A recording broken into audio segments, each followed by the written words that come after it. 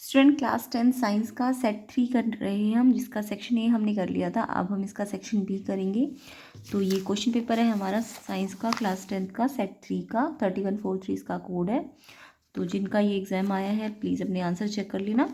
और इसका section A आपको चैनल में मिल जाएगा, डिस्क्रिप्शन में भी लिंक पे ढूंढ सकते हैं आप, या फिर चैनल में जाके देख लेना। और भी बहुत सारे क्वेश्चन पेपर आपको मिल जाएंगे सॉल्व। तो ये इसका सेक्शन बी है, ये हिंदी मीडियम है, ये रहा इंग्लिश मीडियम का। तो सेक्शन बी का फर्स्ट क्वेश्चन है 21। Name a plant hormone responsible for bending of shoot of plant when it is expose to unidirectional light, how does it promote phototropism. तो पहले तो फोटोट्रॉपिज्म क्या होता है वैसे तो पूछा नहीं, बट आपको पता होना चाहिए। Bending of plant towards sunlight, उसको हम क्या कहते हैं, फोटोट्रॉपिज्म, यानी कि प्लांट बेंड हो जाता है टूवर्ड्स सनलाइट। तो ये एक्चुअल में इसके लिए कौन सा हार्मोन है जो रिस्पॉन्सिबल होता है, तो इसके लिए प्लांट ग्रोथ हार्मोन होता है ऑक्सीन, ये रिस्पॉन्सिबल होता है। तो ये कैसे होता है, तो देखो जो ऑक्सीन होता है in the presence of sunlight, oxygen stem में स्टार्ट हो जाता है एक्यूमुलेट होना, जो रीजन अवे फ्रॉम सनलाइट होता है, मतलब स्टेम का वो पार्ट जो सनलाइट से अवे होता है वहाँ पे ऑक्सीन एक्यूमुलेट हो जाता है, जिसके कारण कंसनट्रेशन ऑफ ऑक्सीन स्टेम का बढ़ जाता है, स्टेम में बढ़ जाता है। कहाँ पे, जहाँ पे सनलाइट नहीं होती है, ठीक है, जिससे कि जो रीजन टुवर्ड्स सनलाइट होता है वहाँ ऑक्सीजन कंसनट्रेशन क्या हो जाएगा, कम हो जाएगा। अगर ऑक्सीजन कंसनट्रेशन वहाँ कम हो जाएगा तो वहाँ ग्रोथ नहीं होगी, है ना। तो अगर वहाँ ग्रोथ ही नहीं है तो वहाँ से वो रीजन क्या हो जाएगा, बैंड हो जाएगा। इसलिए जो सनलाइट की टुवर्ड्स वाला रीजन है वो, क्योंकि वहाँ पे ऑक्सीजन नहीं होता है जिसके कारण उसकी ग्रोथ नहीं होती है, जिसके कारण वो सनलाइट की तरफ प्लांट क्या हो जाता है, मुड़ जाता है। समझ आ गया। तो किस तरीके से ये फोटोट्रॉपिज्म को प्रमोट करता है। नेक्स्ट क्वेश्चन था आपका, a student took a small amount of copper oxide in a conical flask and let it dilute hydrochloric acid to it constant stirring, observe किया change colour of the solution में। तो उस compound का नाम बताना है और उसके कलर का, उसके बाद इसकी केमिकल इक्वेशन बनानी थी सिलेक्शन की।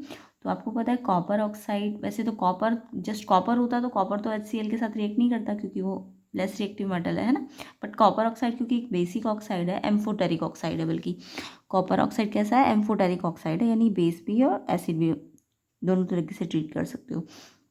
तो जब कॉपर ऑक्साइड को जब आप HCl के साथ रिएक्ट करोगे तो देखो ये क्योंकि बेसिक है और HCl एसिडिक है तो न्यूट्रलाइजेशन रिएक्शन होगा, यानी सॉल्ट बनेगा, वाटर बनेगा, है ना। तो जो भी सॉल्ट बना है, वो कंपाउंड जो बना है उसका कलर पूछा गया था और रिएक्शन पूछा गया था। तो सबसे पहले तो कॉपर ऑक्साइड को जब हमने HCl के साथ रिएक्ट किया तो क्योंकि ये बेस है और ये एसिड है तो ये सॉल्ट बनेगा, CuCl2 का सॉल्ट बनेगा, क्योंकि ये कॉपर ऑक्साइड हाइड्रोजन को डिस्प्लेस करेगा, कॉपर नहीं करता बट कॉपर ऑक्साइड कर देगा, ठीक है। तो ये Cl को अपने में ले लेगा आयन को और फिर वाटर बना देगा, ठीक है, H और इसका O, ठीक है, मिलके वाटर बनाएगा। तो कलर पूछा था आपसे तो ब्लू ग्रीन कलर का होगा ये कंपाउंड। देन आपको इसकी रिएक्शन पूछी थी तो ये रिएक्शन करनी थी आपको। नेक्स्ट क्वेश्चन देखते हैं, इसी का चॉइस में क्वेश्चन था, the industrial process use for the manufacture of caustic soda involve electrolysis of an aqueous solution of compound X। In this process to gases Y and Z liberated, Y liberated cathode and Z liberated anode. और फिर जब इनका हमने dry slack lime के साथ treatment किया इनमें से किसी एक का, तो कंपाउंड बी बना। तो आपको सबके नाम पूछे गए थे X Y Z and B के। तो सबसे पहले तो कास्टिक सोडा कहते किसको है, सोडियम हाइड्रोक्साइड को, NaOH। अब NaOH की प्रिपरेशन आपने पढ़ी थी कि NaH किस, ये केमिकल है ना, 5 केमिकल आपने पढ़े होंगे, तो उसमें से एक NaOH था कास्टिक सोडा। वो कैसे बनता है उसकी प्रिपरेशन पूछ रहे हैं, मैन्युफैक्चर ऑफ कास्टिक सोडा। तो ये तो फेमस मेथड है क्लोरएल्कली मेथड। उसमें आप किसका इलेक्ट्रोलिसिस करते हो, उस सोल्यूशन का नाम पूछा है, वो सोल्यूशन X है। तो देखो क्लोरएल्कली प्रोसेस क्या होता था, जब ये सोडियम हाइड्रोक्साइड को बनाने का तरीका होता है कास्टिक सोडा को, जब हम ब्राइन सोल्यूशन लेते हैं NaCl का, ठीक है, इसमें वाटर मिक्स करते हैं। तो इन्होंने ये तो बोला है कि किसके सोल्यूशन को हमने इलेक्ट्रिसिटी से पास किया है, इन्होंने कहा है उसका नाम क्या है, X है। तो X एक्चुअल में यहाँ NaCl का ब्राइन सोल्यूशन है ना। उसके बाद आपसे बोला कि इलेक्ट्रोलिसिस किया यानी इलेक्ट्रिसिटी पास की, तो क्या बना, हमने क्या बनाया, कास्टिक सोडा। तो क्लोरएल्कली प्रोसेस कहते हैं इसको। यहाँ पे 2 गैसेस बनती है Cl2 और H2, ठीक है। अब हमें नहीं पता ये Y है कि Z है, क्योंकि इन्होंने कहा कि 2 गैसेस बनी है Y और Z। तो फिलहाल इसके लिए हिंट दे दी, Y लिबरेटेड हुआ है कैथोड पे और Z लिबरेट हुआ है एनोड पे।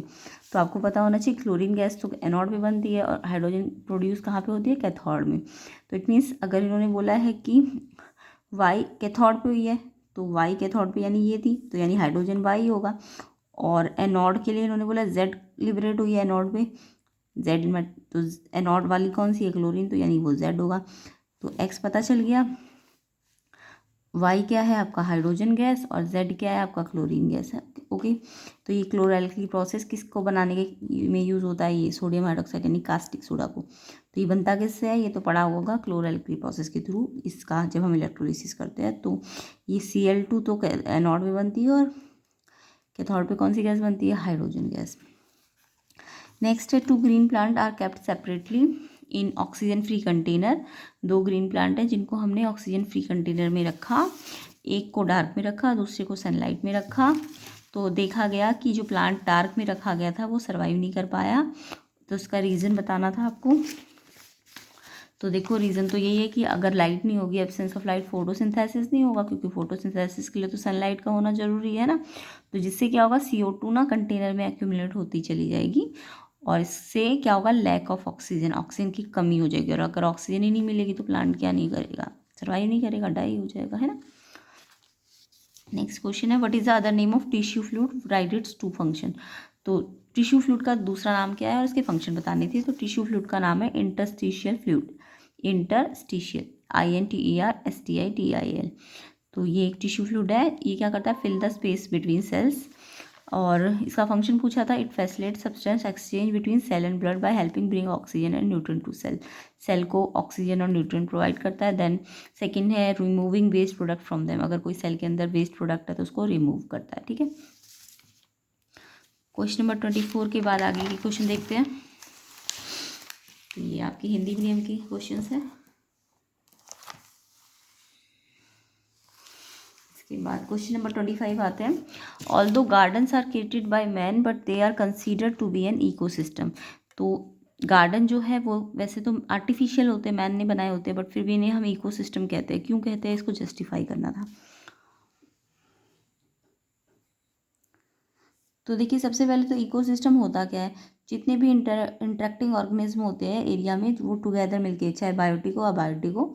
तो बायोटिक मतलब जो ऑर्गेनिज्म है, लिविंग ऑर्गेनिज्म, और बायोटिक मिलके क्या बनाते हैं, एक इकोसिस्टम बनाते हैं। तो हमें पता है कि गार्डन के अंदर ग्रासेस होती है, ट्री होती है, श्रब होती है, फ्लावर्स होते हैं, उसके अलावा एनिमल्स होते हैं, फ्रॉग्स, स्क्विरल, इंसेक्ट, बर्ड्स होती है ना, ये सब गार्डन में होती है। तो देखो यहाँ पे बायोटिक कंपोनेंट भी है और अबायोटिक भी है ना।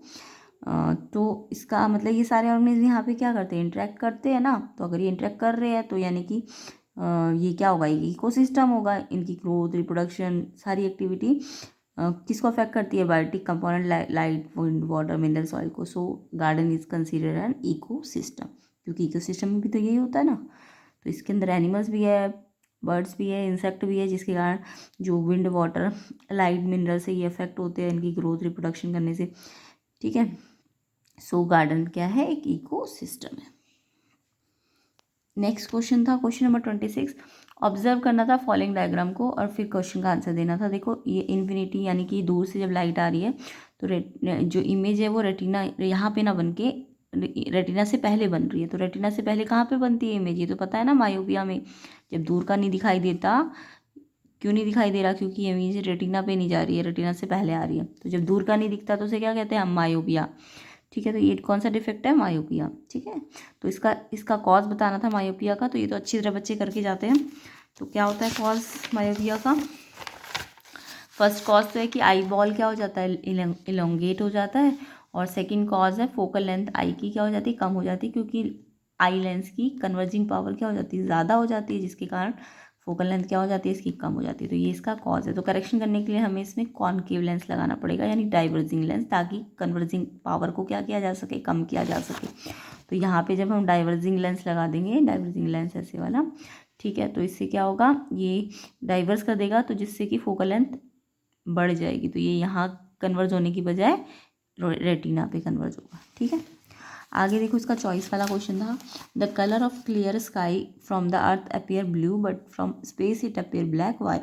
तो देखो स्काई से जब स्काई को हम अर्थ से देखते हैं तब तो हमें ब्लू दिखती है, लेकिन जब हम स्पेस से देखते हैं या मून से देखते हैं तो ब्लैक दिखती है। ऐसा क्यों है, तो देखो अगर हम बात करें अर्थ की, तो अर्थ में क्या होता है, एटमॉस्फेयर होता है जिसमें एयर्स होती है, एयर के पार्टिकल होते हैं ना। तो एयर के पार्टिकल क्या करते हैं, स्कैटरिंग ऑफ लाइट करते हैं। यस, तो अर्थ में तो स्कैटरिंग ऑफ लाइट होती है due to presence of atmosphere. तो ये लिखना आप, at in earth there is scattering possible, scattering occurs due to presence of atmosphere. But यहाँ पे क्यों नहीं हो रही स्पेस में, तो स्पेस में क्या लिखना था आपको, at space there is no atmosphere, कोई एटमॉस्फेयर नहीं होता स्पेयर में जिसमें एयर हो ताकि लाइट स्कैटर हो। तो लाइट स्कैटर नहीं होगी तो वो हमारी आइज़ पे पहुँचेगी, तो वो हमें मतलब अगर कोई स्कैटर लाइट ही नहीं है तो यानी कि हमें कैसा दिखेगा, डार्क दिखेगा ना। तो पहले तो एयर के बारे, पहले तो आपको अर्थ के बारे में बताना था कि अर्थ में एटमॉस्फेयर होता है तो स्कैटरिंग होती है इसलिए हमें ब्लू दिखती है।